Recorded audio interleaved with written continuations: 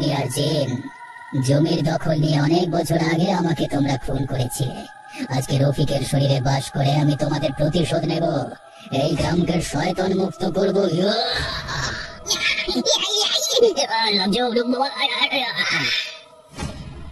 আজকে থেকে এই গ্রাম শয়তান মুক্ত হলো জিনের দিন ডাকে। এখন আমাদেরও কাজ শেষ, তাই আমাদেরও মুক্তি। তুমি ভালো থেকো মাকসুদ চাচা, আর আমার মেয়ের উনার খেয়াল রেখো। আমি চলি। সালাম ভাই, আমি কিছুই করিনি। তোমার জমির দিকে তাকাইনি, আমাকে কেন মারছে? আমার ভীষণ কষ্ট হচ্ছে, আমাকে দয়া করে ছেড়ে দাও সালাম ভাই। মিথ্যে বলিস না। তুই গ্রামের সামনে মাথা তুলে দাঁড়িয়েছিস, নেতা হওয়ার চেষ্টা করছিস। এখন বুঝবি এর দাম কত। আমি শুধু বলেছিলাম মসজিদের জমিটা পবিত্র, ওখানে বাড়ি তুলে পাপ হবে। এটা আমার ভুল কি দাদা? আমাকে ছেড়ে দাও। পাপের কথা বলছিস? সালাম ভাইয়ের সামনে পাপের কথা? তুই আমাদেরকে পাপ পুণ্য শেখাবি? আজকে তোর মুখ বন্ধ করে। এই হতভাগা, আমার মেয়ে দারু না। চুপ, ওর নাম নিবি না। ভাই এই মরে গেছে মনে হচ্ছে। এখানে ফেলে দিয়ে কাদায়, কেউ বুঝতে পাবে না।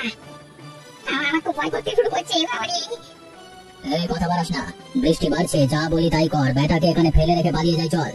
শিয়াল কুকুরে এসে খেয়ে নিয়ে যাবে, ব্যাস, তাহলেই মুক্তি।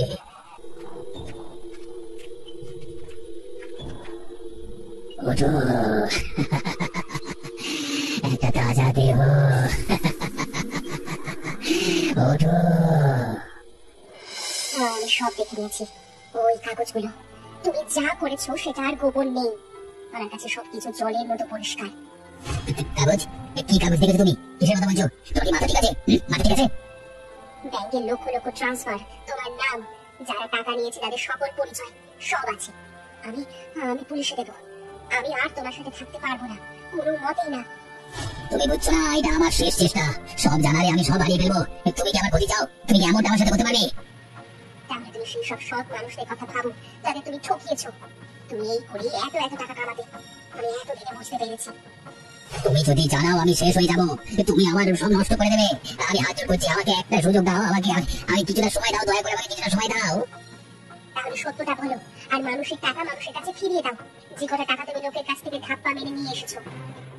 সরি, আমার উপর দখলদারি করবি? অনেক ভাবে বোঝালাম, বুঝলি না? তোকে আমি শেষ করে ফেলবো। কেউ জানবে না, কেউ না।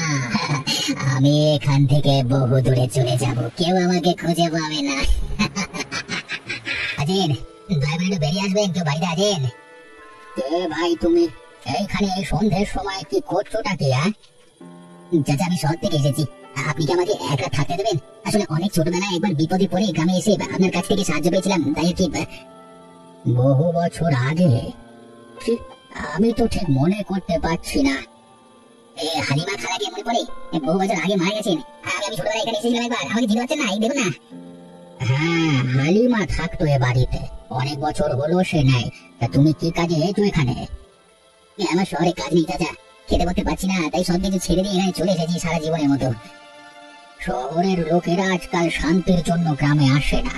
এত বছরের জীবনে আমি অনেক কিছুই নিজের চোখে দেখলাম। সবাই অপরাধ করে পালিয়ে এখানে বাঁচতে চলে আসে।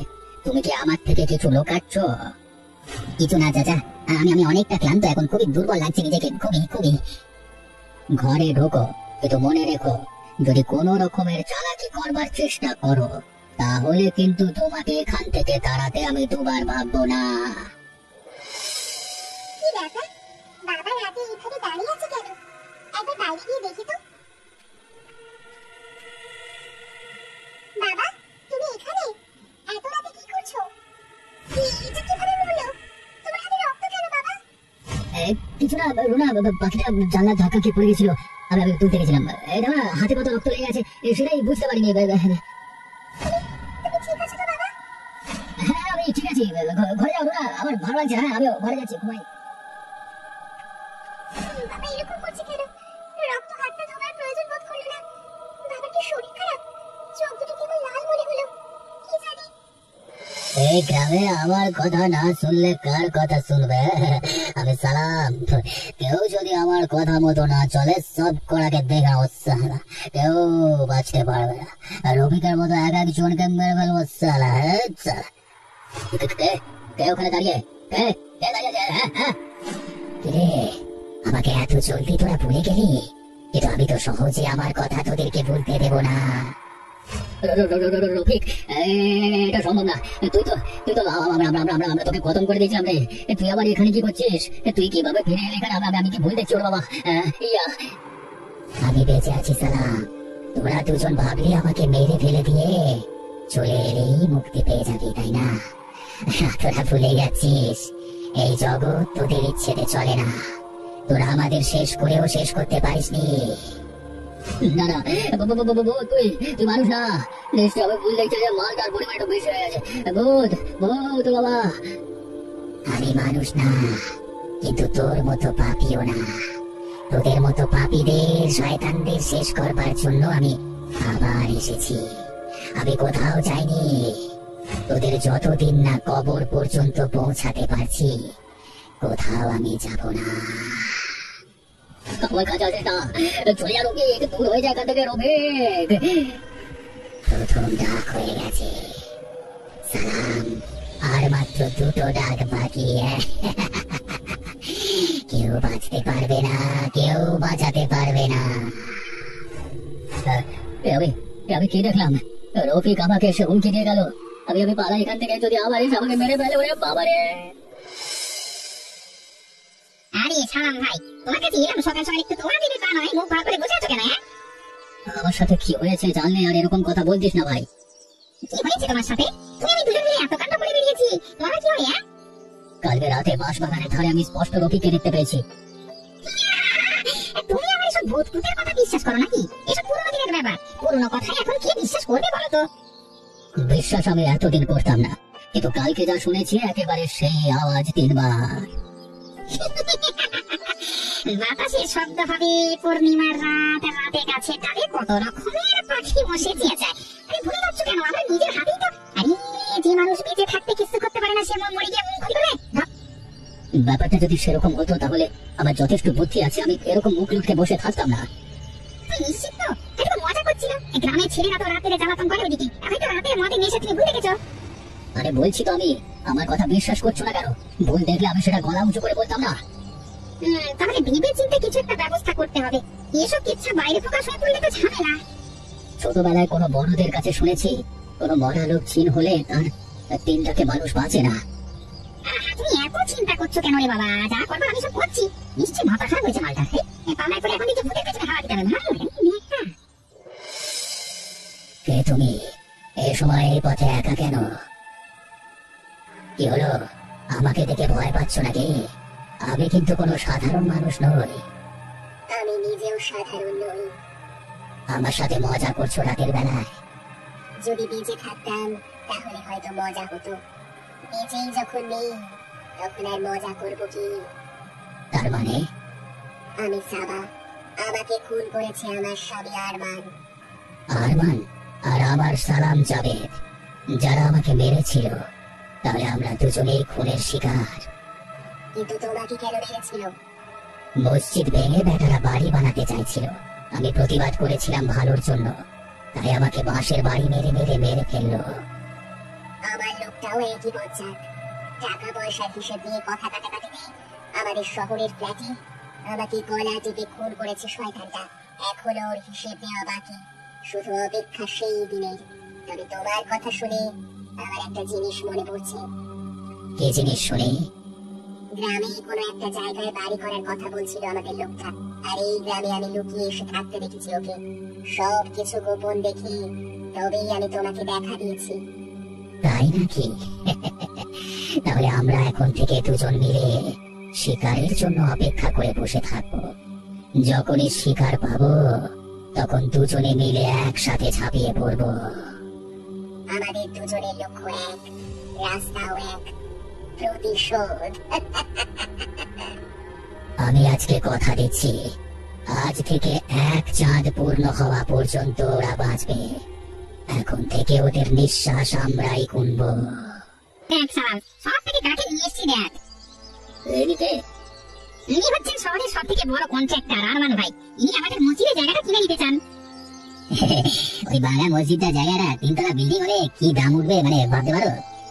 কিন্তু হুজুররা তো বলেছে মসজিদে জমি বিক্রি পাপের কাজ, এখানে নামাজ হয়, আজান হয়, এসব। আরে তুমি কবে থেকে এসব গুরুগুলোর কথা শুনছো, মানে শোনা শুরু করলে বুঝলে? আরে পাপ পুণ্য দিয়ে কি বের পড়বে? আমার যতদূর মনে হচ্ছে তোমরাও আমার মতোই কিছু একটা কাণ্ড করিয়েছো। তার মানে জাভেদ ভাই, পুরোটা বলো তোমার বন্ধুকে। আসলে এই লুকিয়ে লুকিয়ে মকসুদ চাচার বাড়িতে আছে। আরে ওই বুড়ো মকসুদ চাচা 1 নম্বরের বজ্জাত শয়তান লোক, ওর বাড়িতে কেন? আসলে আমার হাত দিয়ে গুনাহ হয়ে গেছে শহরে, জানো তো, এই লাইনে থাকতে গেলে সব সাধারণ ব্যাপার। তোমরাও করেছো, আমিও করেছি, তাই এখানে এসে কদিন গা ঢাকা দিয়েছিলাম। মাঝখানে জাভেদ ভাইয়ের সাথে পরিচয় হয়ে আবার কাজে লেগে পড়লাম গোপনে। তাহলে তো আর কোনো চিন্তা নেই ভাই, তুমিও দেখছি আমারই দলের লোক। কাজের কথা শোনো, ভাই শহর থেকে টাকা নিয়ে এসেছে, তাই এখন বেশি দৌড়াদৌড়ি করানো উচিত হবে না। তুমি নথি জোগাড় করো, আমি বাকি লোকজন সামলাবো, ব্যাপার শেষ। ঠিক আছে, তবে রাতের দিকে একবার আলোচনা করা দরকার। জমি একটু বসতে হবে, এখন দিনের বেলায় গ্রামের লোকজন শুনে ফেললে কোন হবে। ভয় করলে কি আর আমাদের লাইনে চলে? সব হয়ে যাবে, শুধু সাহস রাখো। একবার যখন আর মানে নজর পড়েছে তখন কাজ হাসিল হবে। তবে হ্যাঁ, তার মধ্যে আমরা দুজন মিলে গিয়ে রফিকের মেয়েটাকে তাড়িয়ে দেব। ওই জায়গাটা হাসিল করতে পারলে পুরো জায়গাটা মিলিয়ে আমাদের কাছে আরো ভালো করতে হবে। বেশ বেশ, সব হবে। কে রুনা, রাব্বা আছে ঘরে? তোমরা আবার কি চাও? তোমরা আব্বুর কথা কেন জিজ্ঞেস করছো? তার বাপের কি খবরটাই ভাবছ? আজকাল নাকি মানুষকে রাতের বেলা সে ভয় দেখাচ্ছে। সে আসলে রাতে কোথায় যায় বলতো? উনি সোজা সাপটা মানুষ, আপনাদের মতো বাঘা লোক নয়। আপনি কেন এসব জানতে চান? তার বাপ কি যেখানে দেখতে পাচ্ছি সেটাই তোর ভাগ্য ভালো। আপনি মানুষ না, শয়তান। আমাদের কিসের জন্য হুমকি দিচ্ছেন? তোর বাপের গল্প আমি শুনতে চাই না, এ বাড়ি থেকে আজকে চলে যাবি। এই বাড়ি থেকে আমি চলে যাবো? এটা আমাদের বাড়ি। যদি প্রাণে বাঁচতে চাস তাহলে আর মুখে মুখে তর্ক করবি না। ওই মসজিদ থেকে শুরু করে এদিকে গোটা জায়গা এখন আমরা কিনে নিয়েছি, আর আমরা চাই না তোদের মতো লোকেদের এখানে রাখতে, ঠিক আছে? যদি চলে না যাস তাহলে একেবারে খোলা কেটে খতম করে দেবো, কুচুট করে। আপনি আমাকে ছেড়ে দিন, আমি পায়ে পড়ছি। তার মানে বেটা রফিক রাতের বেলা বেরিয়ে আমাকে ভয় দেখাচ্ছিল। যাই হোক, সেদিনের মারের পর যে বেঁচে গেছে এটাই ওর নসিব, তবে এবার আর বাঁচবে না। যদি এখান থেকে না যায় তাহলে মেরে তার বাপ আর বেটি দুজনকে শেষ করে দিয়ে যাবো। যেটা বললাম সেটা তোর আব্বাকে বলে দিস, না হলে কিন্তু নসিবের দুঃখ আছে। এই চল। চাচা, আর কত ঘুমাবে চাচা? আমার ঘরের মধ্যে ঢুকে পড়েছো? আমাকে ভয় পাওয়ার কিছু নেই চাচা, আমি রফিক। কিন্তু তুমি আমার ঘরে ঢুকে কি করে? এখন আর আমার কোথাও যেতে কেউ বাধা দিতে পারবে না। তার মানে যার শরীরে জিন ঢোকে তার আবার বাধা কি চাচা?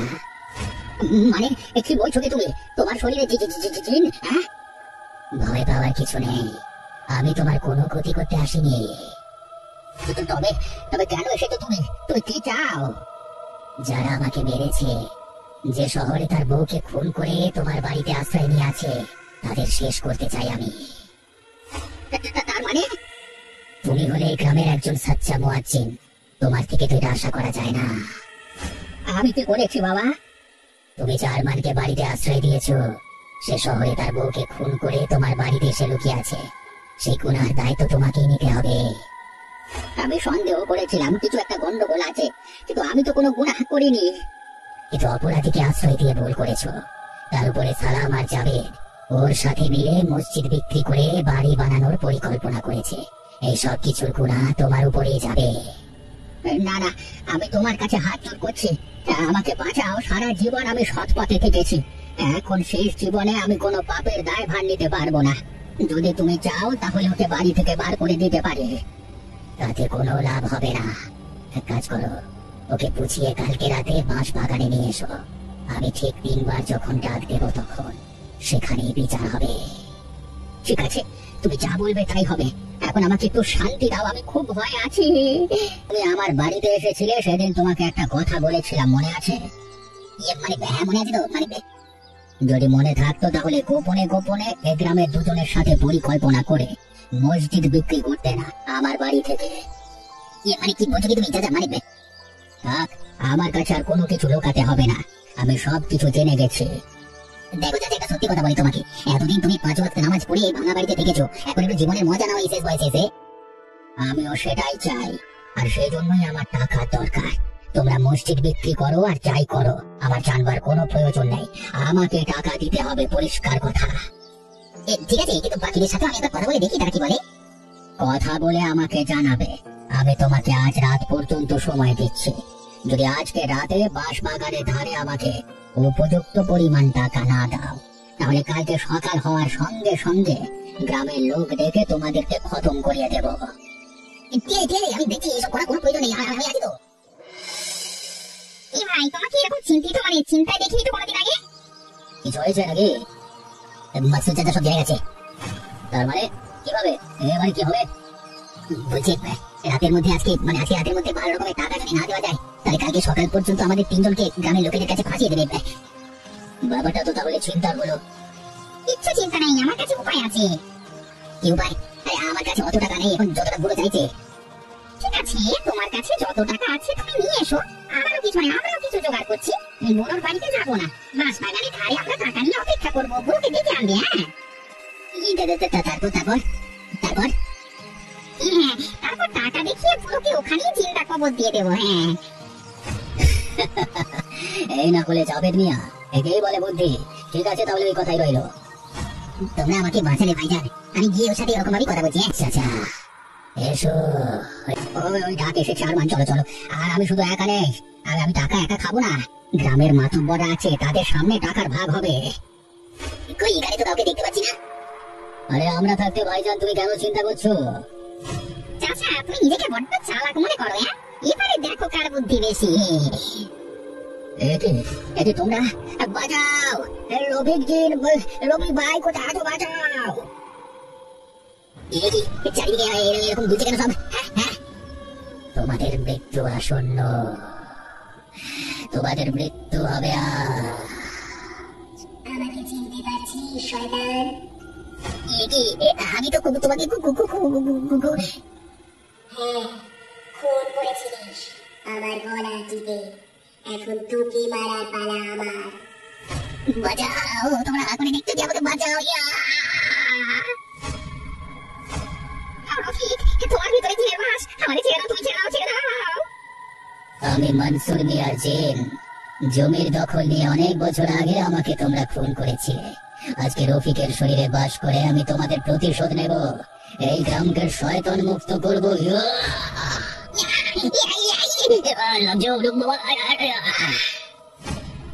আজকে থেকে এই গ্রাম শয়তান মুক্ত হলো জিনের দিন ডাকে। এখন আমাদেরও কাজ শেষ, তাই আমাদেরও মুক্তি। তুমি ভালো থেকো মাকসুদ চাচা, আর আমার মেয়ের উনার খেয়াল রেখো। আমি চলি।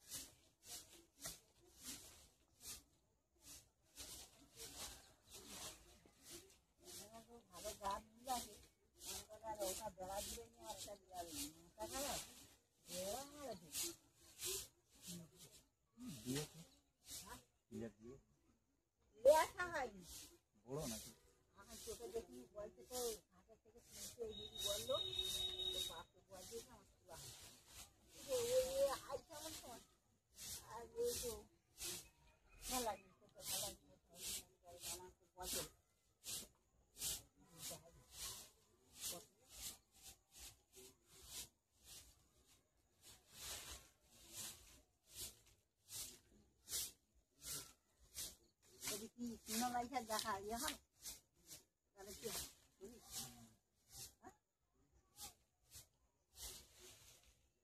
ভাতকে যে এত ইয়ে করে তোকে দেয় ওই ওই যে ইয়ে দিছে না দেবে না তার পয়সা ইনকাম করে ছুটির ওই জ্বালা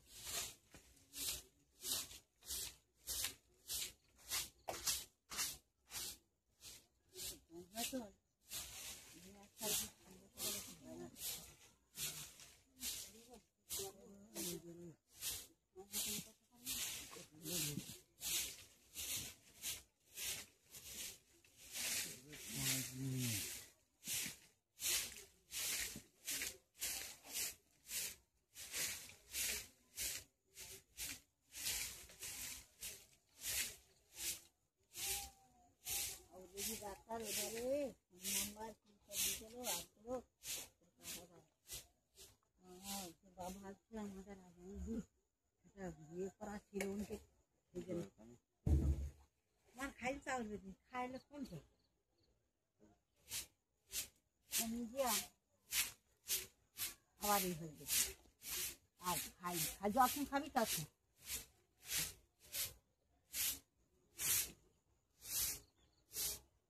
গাছ কাটতে পারে না আমি তো ওই সেই এমন কল আছে তো সেই ইয়ে কল ওই গাছ উঠার কল সে নাচ ওখানে দেখি বাবু আরে নাচ ডাব পাচ্ছে আছে একটা ছেলা দিল সে দেখি না সে ওই ইয়ে করা সেই ফুল গাছে যেরকম কলে হয় সেই এখানে একবার বের যায় সেখানে একবার এই